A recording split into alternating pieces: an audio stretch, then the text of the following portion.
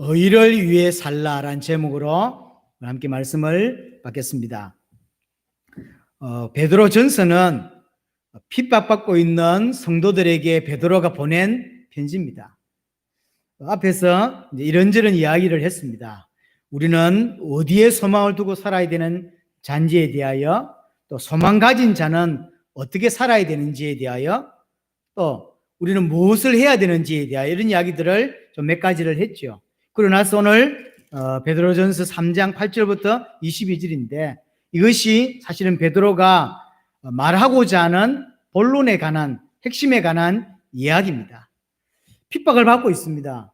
핍박을 받고 있는 이들에게 두 가지 중요한 이야기를 베드로가 하는 거예요. 그 첫째가 8절부터 12절입니다. 이런저런 핍박을 받고 있지만, 어려움을 당하고 있지만 하나님이 알고 계신다. 하나님이 지금 보고 계신다는 거예요. 8절 9절에 보니까 8절은 성도들 간에, 9절은 불신자들 간의 어떤 관계예요.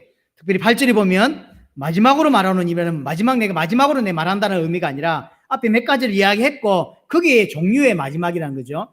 자, 너희가 다 마음을 같이하여, 이 너희가란 말은 성도를 말하는 건데, 같은 성도 안에, 같은 교회 안에 다 마음을 같이하고 또 동정하며 형제를 사랑하며 불쌍히 여기고 겸손하며. 교회 안에는 이렇게 하라는 거예요. 같은 마음을 품고, 그 다음에 서로를 아끼고 위할 줄 아는 동정, 그 다음에 사랑하고, 또 어떤 건 불쌍히 여길 줄 알고 또 겸손하고.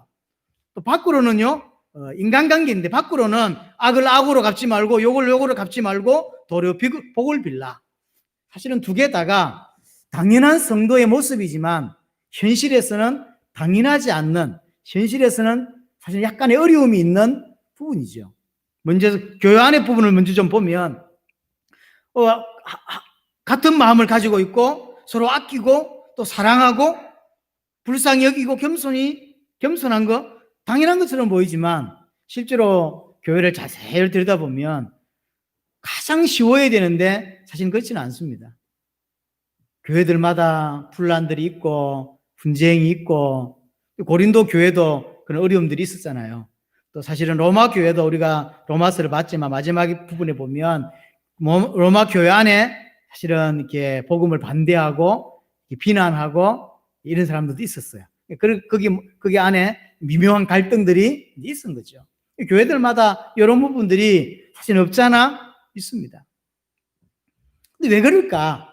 우리 교회는 하나님이 지금 베드로전서 3장을 통해 지금 이 시간에 우리에게 말씀하고 계신데, 우리 교회는 사실은 이것이 당연하게 정상적으로 가야 되는 거예요.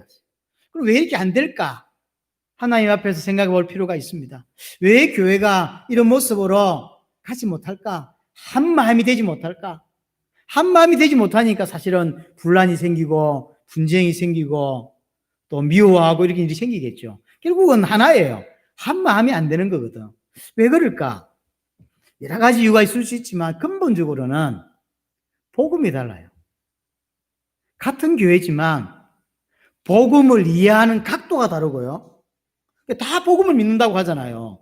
아니, 교회가 복음 안 믿는 데가 어디 있습니까? 복음을 믿지만 복음을 생각하는 것, 보는 각도가 다르고 복음의 색깔이 달라요. 어떤 교회는요, 계속 막 능력 받으라면서 막 이런 거 많이 하잖아요. 막 능력 받아라, 치유 받아라. 막. 어떤 교회는요, 전혀 능력도 이야기 안 하고 치유도 이야기 안 하고 뭐만 하냐면 구제만 해요. 헌금해가지고 전부 구제만 하는 거예요. 얼마 전에 어떤 교회를 봤는데, 교회가 싫어서 자기들끼리 따로 모여. 그것도 교회잖아요. 그것도 교회인데, 자기들끼리, 그러니까 여러 지역에서 모였는데, 보통은 온라인으로 자기들 잘 하더라고요. 온라인으로 하고, 뭐 그렇게 해요. 그래서 내가 보면서 쭉 그 교회 홈페이지 들어가서 봤는데, 이제 여러 가지 이유 때문에 교회가 싫어서 모였는데 그것도 교회라. 그래가지고, 보면서 웃었어요. 하여튼 그것도 교회잖아. 근데 그런 교회들은요, 전부 헌금 모아가지고 뭐 하냐면, 이제 목사가 없어, 그 교회는요. 목사한테 뒤있는가 봐. 가지고 목사가 없어 자기들끼리 이제 지역 장로들만 있어요. 안산 지역은 장장로님이 대표고, 뭐 수원은 누구 대표, 이런 식으로 해가지고 헌금을 모아가지고 건물을 잘 안 지어요. 건물이 없고 자기들끼리 이제 이번 주는 장정로님이 안산에서 인터넷으로 예배를 인도해요. 설교를 준비해가지고. 그럼 이제 헌금은 어떤 계좌로 다 쏘아줘. 그럼 그거 가지고 전부 구제해. 건물로도 안 나가지. 그러니까 경비가 안 드는 거예요. 그런 교회도 있거든. 그러니까 다 예수 믿어요. 근데 어떤 교회는 맨날 치유한다 그러고, 어떤 교회는 맨날 구제한다 그러고, 어떤 교회 맨날 선교한다 그러고. 왜 그럴까요? 복음을 보는 각도가 다르고, 복음에 대한 색깔이 다르고요. 그 복음을 이해함에 따라서 그 복음이 가지고 있는 방향이 있을 거 아니에요. 목적이 있을 거 아닙니까? 복음을 받으면 그 복음이 가르치는 목표가 있고, 목적이 있고, 방향성이라는 게 있어요. 그게 다 다를 수밖에 없는 거예요. 복음을 어떻게 이해했냐에 따라서 그런 색깔이 달라지고, 색깔이 다르니까 그들이 살아가는 모습이 다를 수밖에 없어요. 모습이 문제가 아니라 그들이 생각하는 복음이 문제예요. 복음이 다 다르니까 생각이 다를 수밖에 없는 거죠. 원래 신앙생활이라는 게 신앙 가진 자의 자연스러운 그냥 삶이잖아요. 신앙생활은 그런 거거든. 그러니까 복음을 어떻게 이해했느냐가 결국은 그 사람이 살아가는 모습이 돼요. 어떤 사람은 설교를 딱 들었는데 11조 안 해도 돼 이런 설교를 하더라고. 좀 들어봤어요. 아, 그런 사람이구나. 그 사람은 복음을 그렇게 이해했어요. 11조 필요 없어. 그래서 헌금 안 하는 사람도 있거든요. 11조를 똑바로 하지 않는 성도가 사실은 정상적인 성도일까요? 아니에요. 성경은 그렇게 되어 있지 않아요. 그분이 뭐라고 표현했냐면, 바울이 11조 하는 거 봤냐? 이렇게 표현하더라고요. 바울이 11조 하는 거 봤냐? 10의 구조를 했죠. 그리고 생명을 드렸어요. 다 드렸어요. 10의 1조를 해야 되는 게 아니라, 사실은 여러분들이 하나님의 은혜를 받아서 축복을 받아서 10의 2조를 하고 10의 5조를 하는 게 맞는 거예요, 사실은. 그게 정상이죠.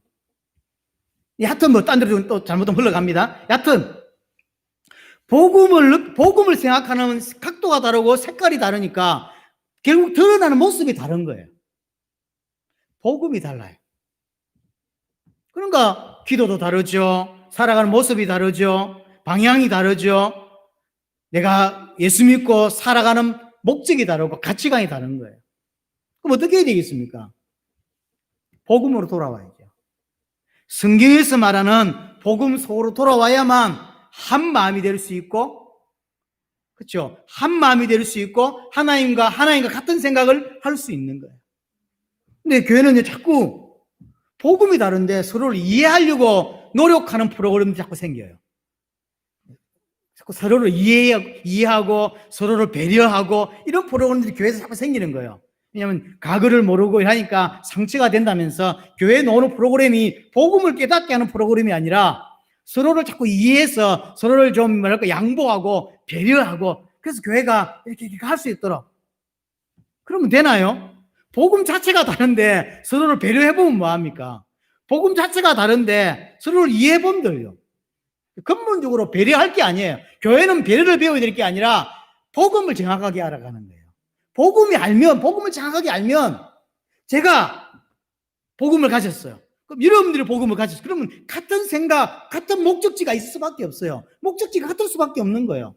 성향이 다르고 스타일이 다르고 다 다릅니다. 배운 지식이 다르고 다 다르지만 그들이 같은 것을 바라봐요. 그렇죠. 사람이 좀 느려요. 그러나 그 느린 사람이 뭘 생각하냐면 세계복음화를. 사람이 좀 급해. 그 급한 사람이 뭘 생각하냐면 저걸. 돈을 좀 잘 버는 사람이 뭘 생각하냐면 저기를. 돈을 좀 못 벌어요. 못 벌지만 저걸 생각하면서 내가 할 수 있는 걸 해요. 그러니까 모양은 다르고 스타일이 다르고 성향이 다르고, 요즘 유행하는 말로 MBTI 검사해보면 다 다른데 같은 걸 바라봐요. 그게 교회 아닌가요? 근데 자꾸 교회에서 뭘 가르치냐면 서로를 배려하는 거, 서로를 조금 더 이해하려고 하는 거. 그래서 그 양보하게 하고 교회가 점점 이상하게 가요. 배려를 배워야 될 게 아닙니다. 서로를 이해해야 될 게 아니요. 우린 교회가 좀 작으니까 이해하려면 좀 되죠. 그 1000명이 되면 어떻게 다 이해를 합니까? 교회가 시끄러운 거예요. 그럴 수밖에 없는 거죠.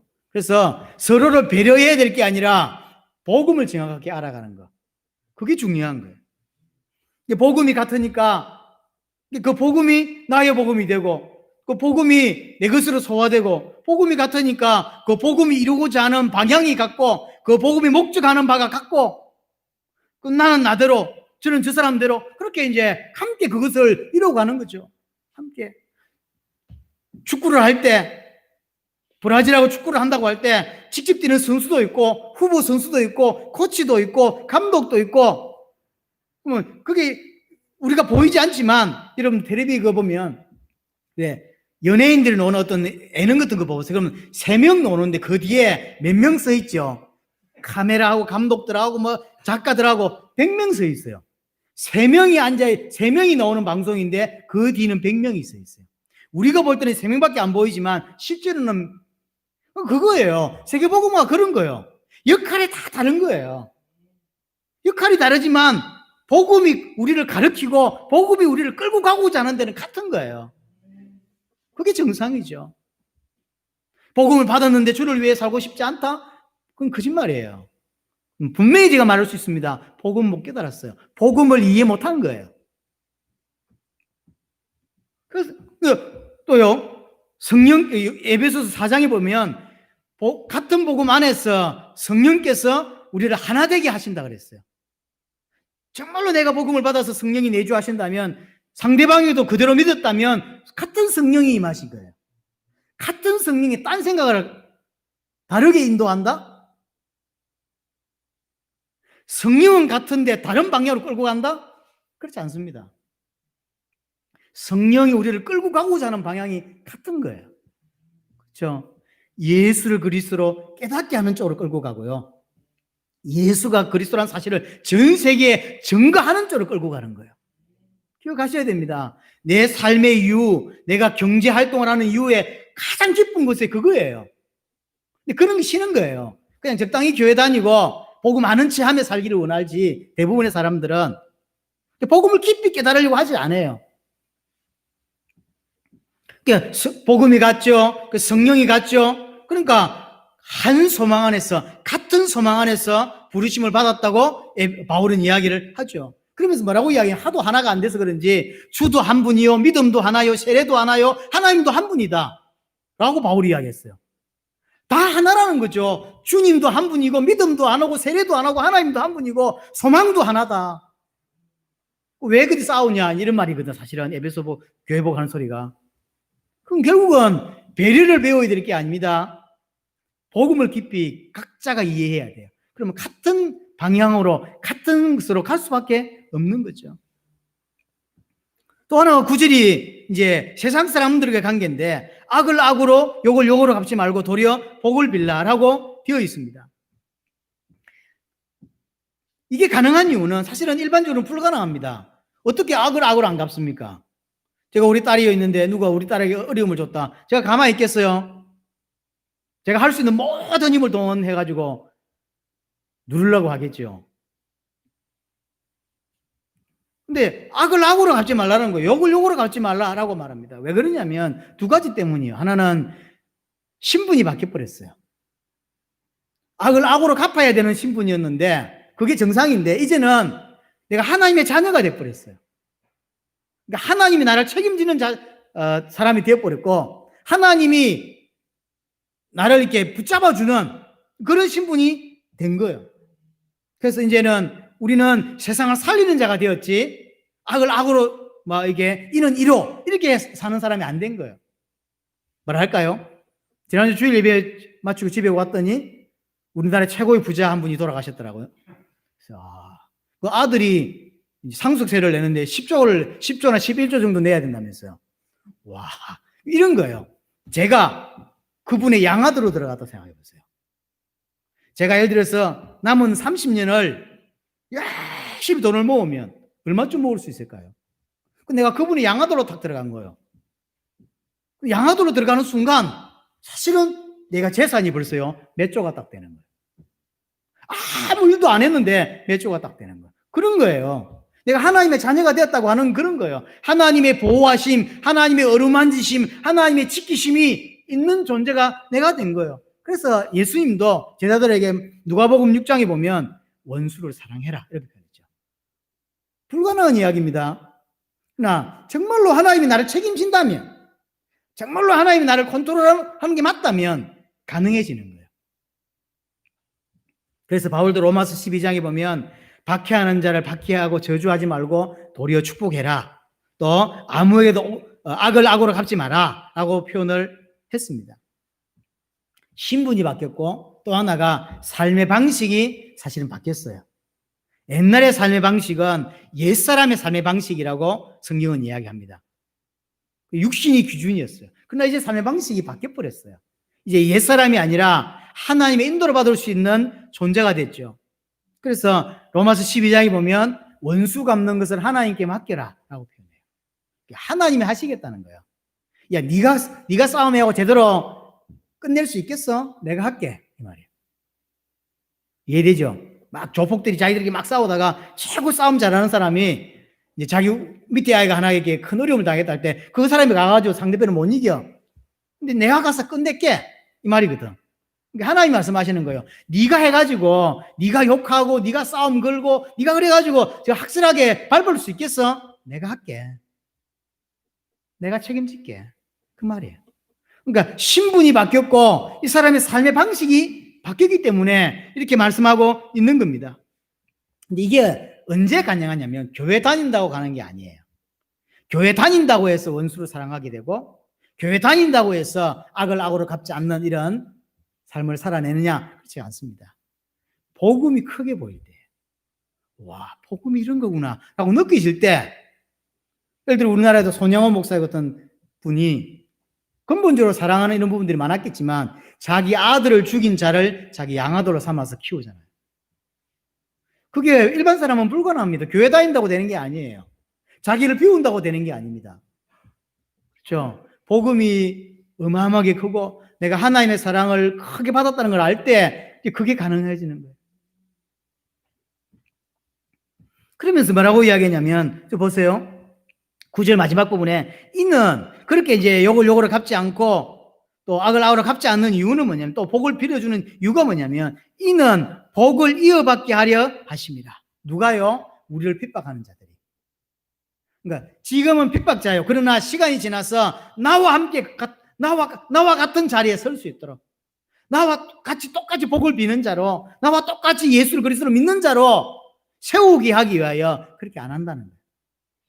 그렇죠. 지금은 분명히 핍박자요. 지금은 분명히 비난자일 수 있어요. 그러나 시간 지나면 그 사람이 하나님의 사람으로 전도자로 탈바꿈하는 케이스들이 많습니다. 대표적인 케이스가 바울 아닙니까?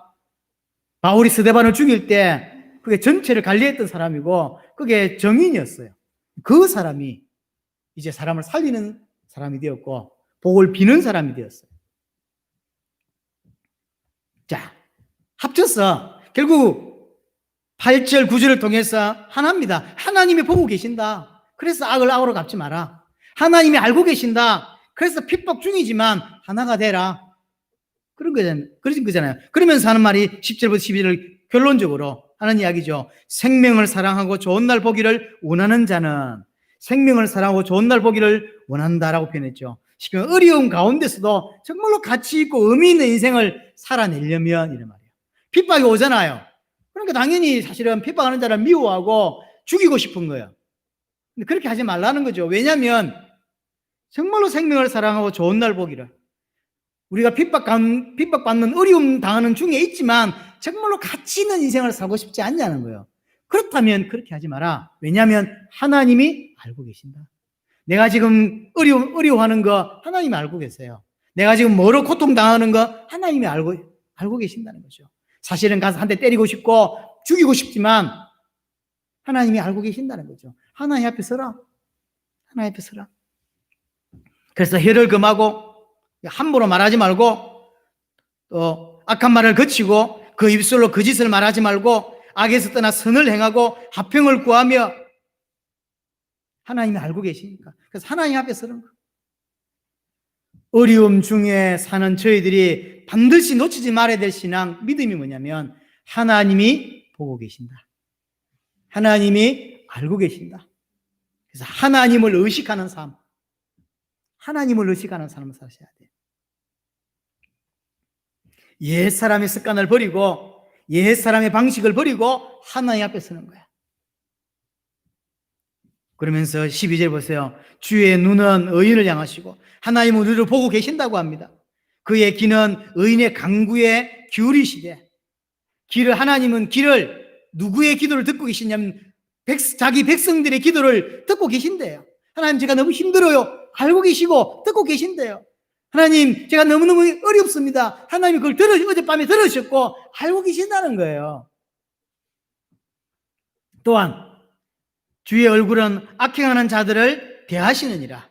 우리만 쳐다보고 우리의 기도만 알고 계신 게 아닙니다. 악행하는 자들, 나쁜 놈들도 하나님이 지켜보고 계신다는 거예요.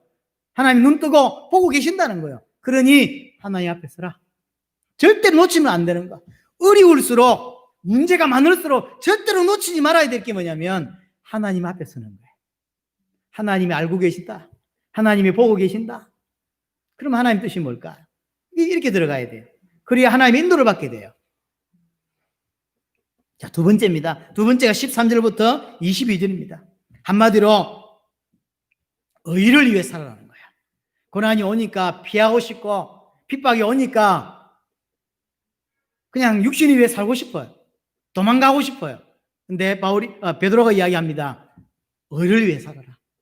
왜? 우리는 그렇게 부르셨기 때문에. 하나님 우리를 의를 위해 살도록 부르셨기 때문에 의를 위해 살아라고 이야기하는 겁니다. 13절입니다. 너희가 열심으로 선을 행하면, 여기에서 선이란 말과 은이란 말이 계속 그냥 불규칙하게 나와요. 같은 표현입니다. 의란 말과 선이란 말이 그냥 베드로가 막 쓰는 거예요. 제가 설교할 때 항상 늘 이렇게 써도 이게 규칙적이 쓰지 않는 거, 그냥 노는 대로 그냥 쓰는 거예요. 똑같은 말이에요. 그 다음에 선, 같은 표현입니다. 열심히 의를 행하고 선을 행하라는 거예요. 누가 너희를 행하리요? 이 말은 의를 위해 사는 자에게 어려움이 없다, 이런 말이 아니에요. 어려움이 있을 수밖에 없지만, 어려움을 당할 수 있지만 망하지 않는다는 거예요. 핍박자가 주는 어려움 때문에 의를 위해 사는 내가 실패하거나 망하지 않는다는 거예요. 그게 첫 번째입니다. 의를 위해 살아야 되는데 절대로 우리는 실패할 수 없습니다. 바울이 뭐라고 표현했냐면 로마서 8장에 보면 어떤 것도 우리를 하나님의 사랑에서, 그리스도의 사랑에서 끊을 수 없다라고 말했어요. 그게 칼이든 위험이든 적신이든 어떤 것이든, 하늘에 있는 것이든 땅에 있는 것이든 어떤 영적인 것이든 우리를 하나님의 사랑에서 끊을 수 없다. 그렇게 표현했죠. 고린도후서에도 보면요, 우리가 사방에서 우겨싸임을 당한 것처럼 보이지만 우겨싸임을 당하지 않았다. 남들이 볼 때는 답답한 것처럼 보이지만 답답하지 않다. 그렇죠? 그 말이요. 13절 이야기가 우리가 선을 행하면 너희가 열심히 선을 행하면 누가 너희를 헤아리요? 어려움은 올 수 있지만 절대로 실패하지 않는다. 그러면서 하는 이야기 14절입니다. 그러나 의를 위하여 고난을 받으면 복 있는 자니. 의를 위해 부름을 받았습니다. 그래서 의를 위해 살아라고 하는 거예요. 근데 의를 위해 살면 희한하게 고난이 온다는 거예요. 복음을 위해 살면 어려움이 옵니다. 왜 그러냐면 복음과 세상은 서로 상극이에요. 안 맞습니다. 세상하고 복음하고는 안 맞아요. 그래서 우리가 복음을 위해 살죠. 그러면 세상이 우리를 싫어합니다. 굉장히 싫어합니다. 세상의 임금이 사단이에요. 그리고 그 사단이 세상을 살아가는 방식을 만들어 놨어요. 문화, 습관, 사상, 생각, 많은 것들을 만들어 놨어요. 그대로 살아가게 하는 거예요. 그렇죠? 시대마다 달라지지만 어제 또 코로나 때문에 난리를 치고 있어도 지금 열흘째인가 일주일째 100몇십 명이 계속 나오고 있어도 여전히 지난주에 우집사는 그 할론데 이야기도 울었는데 그 할론데 분장 쓰고요. 이태원 난리였대지 않습니까? 강할리 쪽에요. 난리였대요. 아침에 뉴스 보니까.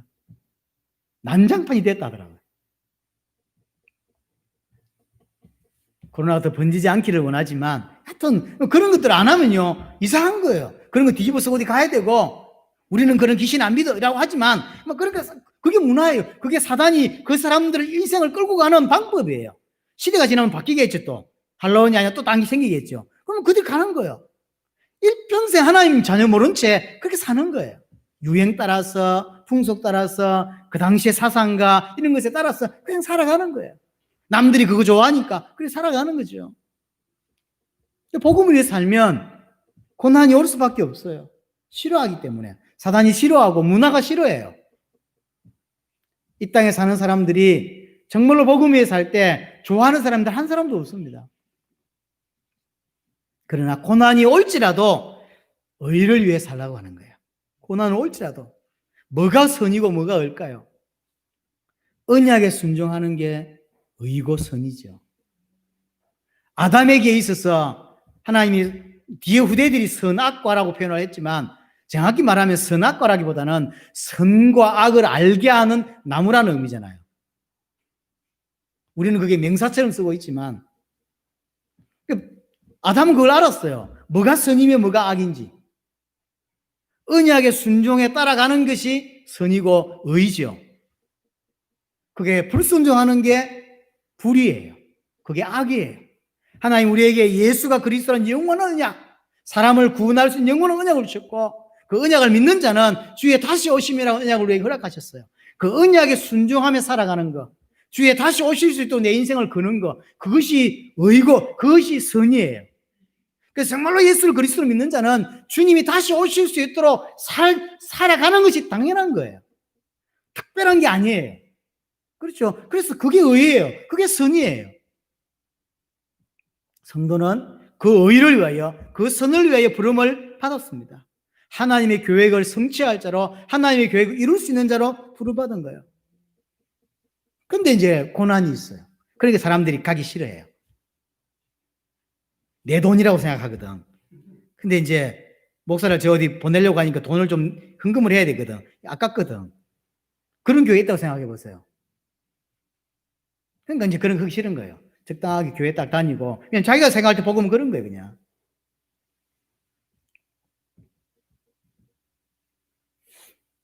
그러니까 복음을 살고자 하는 자가 사실은 기독교인 안에도 소수예요. 의를 위해 살고자 하는 사람이 소수예요.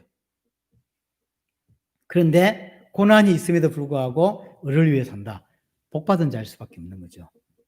하나님의 축복을 받은 자예요. 이게 아무나 갈 수 있는 길이 아닙니다. 당세복은 한번 따라올 수 있지만 안 그래요? 제가 해외 갈 때 따라와서 저렇게 하는구나 볼 수 있지만 아무나 갈 수 있는 길은 아닙니다. 그게 쉽지가 않아요. 진짜 복음이 깊이 계시되어야 되고 이해되어야 할 수 있는 거예요. 많은 기독교인들 바울을 존경하지만 바울처럼 살기를 원하지는 않습니다. 많은 사람들이 베드로를 닮아가기를 원하지만 베드로가 살았던 대로 순교하며 살기를 원치는 않습니다. 그냥 교회에서 베드로 이야기를 하기를 원하지 베드로가 살았던 그 모습처럼 베드로가 순교했던 것처럼 순교하며 살기를 원치는 않습니다. 그러니까 깊이 들여다보면 너무 복음을 믿지 않습니다. 복음을 이용하려고 하지 믿지는 않는 거죠. 그래서 베드로가 하는 이야기가 뭐겠습니까? 그 고난도 결국 이겨내라는 거죠. 우리는 의를 위해 부름받았고 그렇게 살 거다. 그러니 너희들에게 오는 거 그 고난 이겨내라. 그리고 사실은 그 길 가는 게 복이 아니냐. 그죠? 그 길 가는 게 복이죠. 아무나 갈 수 있는 길이 아닌데. 자, 그러면서 가장 중요한 핵심적인 부분이 어디냐면요. 15절이에요. 너희 마음에 그리스도를 주로 삼아 거룩하게 하고 너희 속에 있는 소망이 가는 이유를 묻는 자들에게 대답할 것을 항상 준비하되 라고 표현했습니다. 먼저 앞에 거 너희 마음에 그리스도를 주로 삼아 그랬어요. 이게 사실은 가장 중요한 것 중에 하나예요.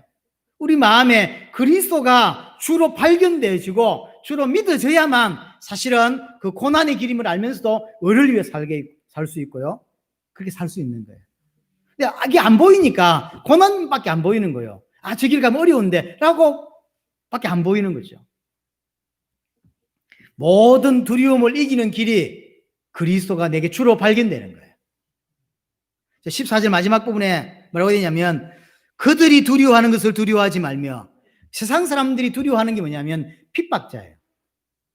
막 핍박하고 죽인다고 하니까요. 두려울 수밖에 없는 거예요. 근데 뭐라고 표현하고 있냐면 그런 걸 두려워하지 마라. 진짜 두려워할 줄을 두려워해야 되겠죠. 그래서 그러려면 정말로 그리스도가 내게 주로 발견되어야 된다는 거죠. 주로. 그리스도가 누굽니까? 하나님이십니다. 그리스도가 빛이십니다. 그리스도가 생명이십니다. 그리스도가 왕이세요. 그리스도가 내 인생의 주인이세요. 라고 이게 발견되어야 돼요. 정말로 그분이 내 생명의 주인이라고 믿어져야 사실은 핍박죄를 두려워하지 않고 정말로 하나님을 두려워할 줄 알게 돼요. 그렇게 되겠죠. 하나님은 두려워하지 않고 다른 걸 두려워하는 인생을 살 수밖에 없는 거죠. 잘못하면. 그러면 고난을 이길 수가 없죠. 의를 위해 살 수가 없어요. 의를 위해 살려면 정말로 발견되어야 될 게 뭐냐면 내게 그리스도가 주로 발견되어져야 하는 거예요. 그리스도를 통해서 구원을 얻습니다. 그리스도를 통해서만 하나님을 만날 수 있습니다. 그리스도만이 내 인생의 문제를 해결할 수 있습니다. 정말로 내 인생에 필요한 것은 사실은 그리스도예요. 이게 발견되어야 되는 거죠. 이 그리스도가 내게 정말로 발견되어야 고난을 이겨냅니다. 그리스도가 정말 발견되어야 내 무능을 이길 수 있어요. 정말로 그리스도가 발견되어야 과거에 있던 상처 이길 수 있는 거예요. 저는 살면서 상처받아서 사실은 더 이상 뭔가를 못 해내는 사람을 여러 번 봤거든요. 상처 그게 돌아보면 아무것도 아닌지 모르는데 그 사람의 영원한 트라우마가 돼요. 트라우마가 돼서 그 사람 인생을 완전히 자학하게 되더라고요.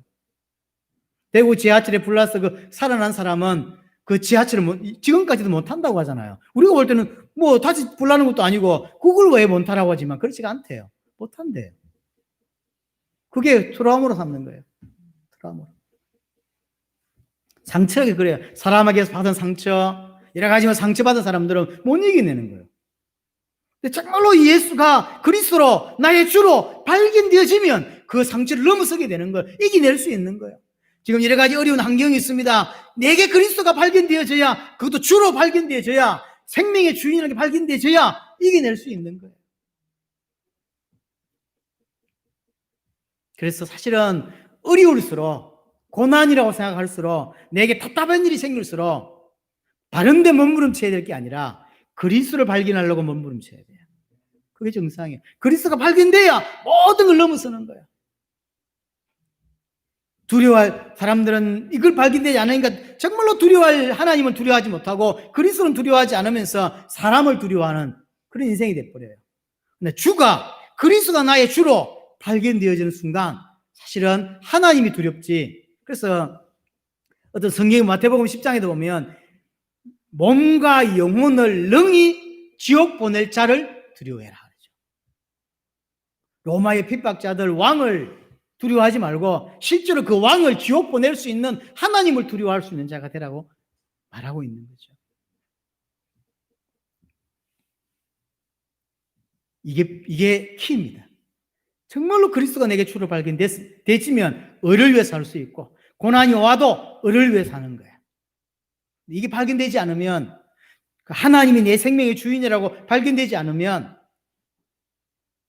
살아갈 수가 없죠. 다윗이 딱 전쟁 나가서 하는 말 들어보세요. 전쟁을 하면서 뭐라고 하죠? 이 전쟁의 승패가 당신들이 들고 온 창각칼과 그 숫자에 있지 않고 여호와의 손에 있다라고 표현하잖아요. 자기가 칼 들고 지금 전쟁하면서 하는 소리예요. 내가 전쟁을 하나님의 인도를 받아서 하지만 실제 결국은 하나님의 손에 있다고 다윗은 믿었어요. 그렇죠? 우리를 죽일 수 있는 저 사람의 생명을 하나님이 쥐고 있어요. 실제 내 생명을 하나님이 쥐고 있다니까요. 실제 내 건강을 하나님이 쥐고 있어요. 우리는 하나님을 더 알아가는 데 몸부림쳐야 돼요. 다른 것을 두려워하지 말고. 그래서 또 하나지 15절 중간 부분부터 너희 속에 있는 소망에 관한 이유를 묻는 자들에게 대답할 것을 항상 준비하라는 거예요. 참 이것도 정말로 그리스도가 발견되면 가능한 일이에요. 그렇죠? 사람들이 너무 어려움을 사는데 소망 꼭 살거든. 그러니까 불신자가 묻는 거예요. 아니 내가 볼 땐 당신은 지금 울어도 우리도 괜찮을 건데 어떻게 그렇게 기쁘게 사냐라고 할 때 딱 답을 주라는 거예요. 그런 인생을 살아가는 거예요. 사람들에게 답 줄 수 있는 사람. 남들 볼 때는 너무 고생을 하고 남들 볼 때는 어려운데 너무 기쁨으로 살아내거든. 비밀이 뭘까? 그럴 때 답을 주라는 거예요. 그러니까 쉽게 말하면 누가 묻든 안 묻든 답을 가진 자로 살아야 돼요. 답을 가진 자로. 얼마나 많은 사람들이 방황합니까? 많은 사람들이 방황합니다. 그들에게 답을 줄 수 있는 자. 그리스도가 정말로 발견된 자는 그럴 수 있어요. 왜냐하면 그리스도가 답이란 걸 알고 있고 그리스도가 필요한 문제도 알고 있기 때문에 답을 줄 수 있는 거예요. 너무나 많은 사람들이 교회 다니면서 하나님과 방향 틀리게 살아갑니다. 하나님하고 방향이 달라요. 그들에게 답을 줄 수 있는 거예요. 답 가진 자로 살아야 됩니다. 그러면서 16절은 선한 양심을 가지라고 이야기합니다. 자, 15절이 키예요, 완전히. 15절이 되면 사실은 답도 주고 고난도 견디고 을을 위해 살 수 있는 거죠. 그래서 선한 양심도 이번 한마디로 우리 베드로전서 2장 15절에 비난하는 자들이 우리를 비난할 수 있는 빌미를 제공해 주지 마라 이런 표현을 썼죠. 그것은 우리의 그 외적인 행동에 관한 것이었다면 이것은 내적인 것을 두고 말한다고 볼 수 있어요. 쉽게 말하면 외적이든 내적이든 하나님 앞에서 선한 양심으로 살아가는 거죠. 자, 겉으로는 나쁜 짓 안 하고 살 수 있어요. 근데 속은 계속 분노에 차 있고 욕하고 음란하고 그럴 수 있거든요. 그러니까 하나님 앞에서 양심적으로 살아가는 거예요. 그럼 겉으로만 남들 안 때리고 남들 사기 안 치고 그것은 빌미를 제공해 주지 않는 외형적인 거예요. 그러나 내적으로도 말이에요. 하나님은 그것도 보지만 뭣도 보냐면 우리 마음도 보신다는 거예요. 겉으로는 깨끗한데 속은요 너무 더러운 놈이 있거든. 그런 사람들이 범죄자들 중에 있잖아요. 너무 젠틀해. 이 동네에서 칭찬 안 하는 사람이 없는데 알고 보니까 연쇄살인마 있어요. 그 사람 있어요. 우리나라에 그런 사람 있었잖아요. 법 없이 살 사람이래요. 사람을 10명이나 죽였는데. 그러니까 사람들이 너무 이해를 못하는 거죠. 똑같은 모습이에요. 남들 볼 때는 정말로 성실하고 착하고 그런데 속은 너무 문드러져 있는 분노 속에 그런 사람이 있습니다. 그래서 하나님은 그걸 이야기하는 거예요. 그런 이중적인 삶 살지 마라. 행동으로도 깨끗하고 마음적으로도 하나님의 양심적으로 살아가는 거죠.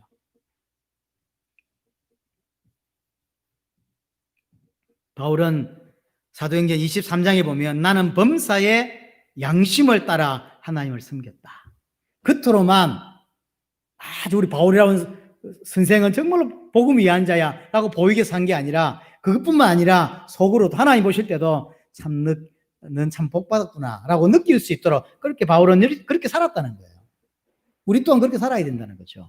겉으로만 깨끗하고 겉으로만 착실하고 겉으로만 멋있는 사람이 아니라 안으로도 하나님 보실 때도 의로운 자로 그렇게 살아가는 것이 맞다는 거예요. 나중에 디모데전서 1장 18절 19절 한번 읽어보시기 바랍니다. 바울이 디모데에게 하는 이야기예요. 같은 말입니다. 자, 그러면서 17절 그러면서 이제 17절에 선을 행함으로 고난을 받는 것이 하나님의 뜻일진데 악을 행함으로 고난하는 것보다 나으니라. 그러니까 어느 것이 더 하나님 뜻이냐는 거예요. 선을 행함으로 고난받는 거, 악을 행함으로 고난받는 거. 어느 것이 하나님 뜻이겠냐? 두 개 다 고난이 있어요. 악을 행하면도 고난이 있고요. 선을 행해도 고난이 있다는 거예요. 그 인생은 고난 속에 살 수밖에 없는데 어느 게 하나님 뜻이겠냐는 거죠.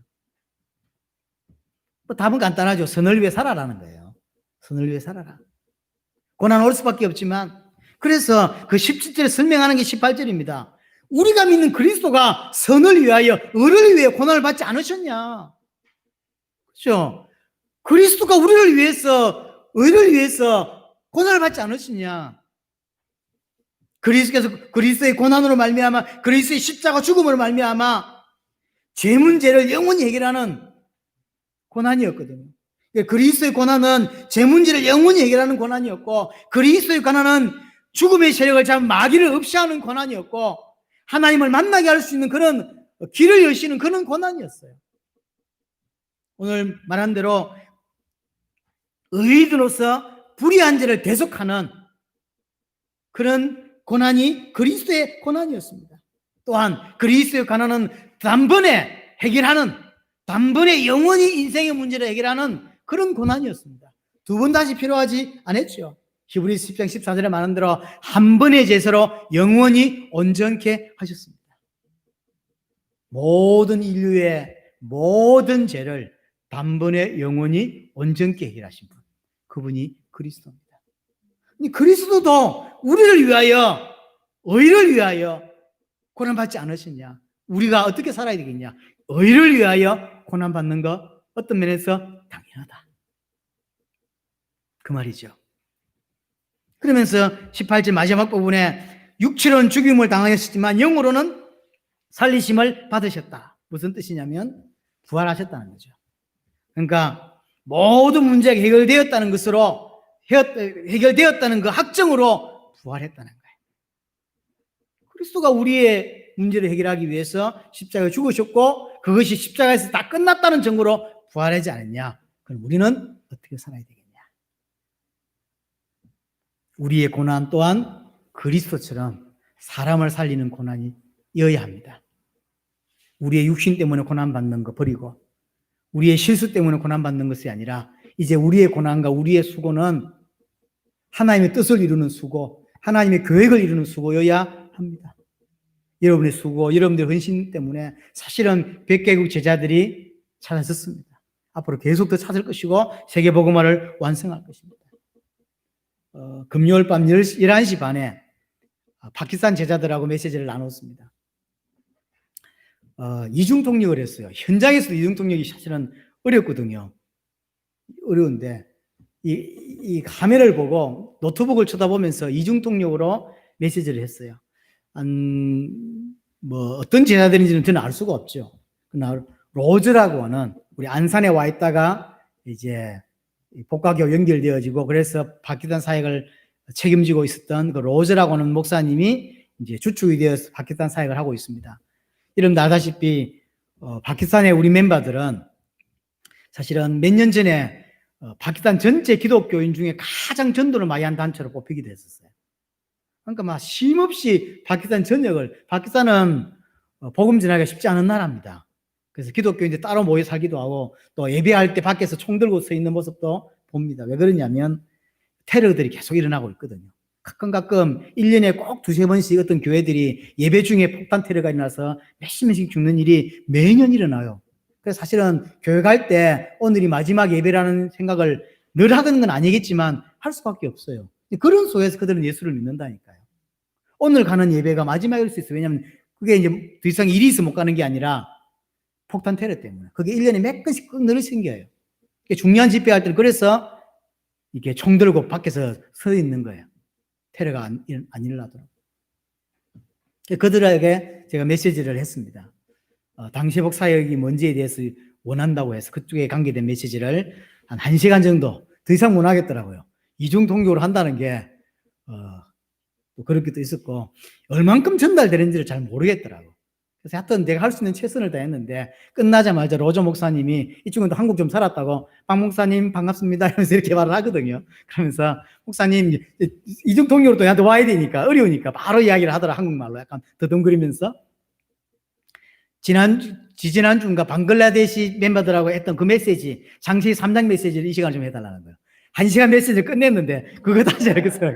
그 이야기가 1시간 해야 될 메시지다. 못한다. 다음에 하자 해서 제가 마무리를 지었어요. 그랬더니 조성은 선교사가 바로 문자 왔더라고. 목사님 곧 다시 파키스탄과 미팅을 할 것 같습니다. 이러겠어요. 근데 그게요, 사실은 보이지 않게, 모습은 제가 사진이 찍히지만 사실 보이지 않게 여러분들의 헌신 때문이거든요. 여러분들이 헌금했고 여러분들이 제가 해외 나가는 것에 대하여 이해해 줬고 같은 마음이었기 때문에 100개 나라를 찾았어요. 지금 어떤 단체와 어떤 2000년 중에 그렇게 한 단체가 있었습니까? 없었어요. 여러분들은 그냥 억지로 했는 사람도 있을 줄 모릅니다. 그러나 하나님은 그걸 통해 뭘 하셨냐면 100개 나라의 제자를 찾았고 세계복음화를 지금 이만큼 하셨어요. 이 말을 하는 이유는 여러분들이 한 수고가 어떤 것인지를 알아야 된다는 거예요.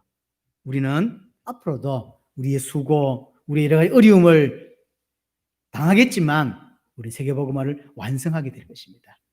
여러분에게 계속 을을 위해 살고 주를 위해 살고 계속 그리스도가 더 발견되는 은혜가 여러분들이 있게 되기를 바랍니다. 말씀 붙잡고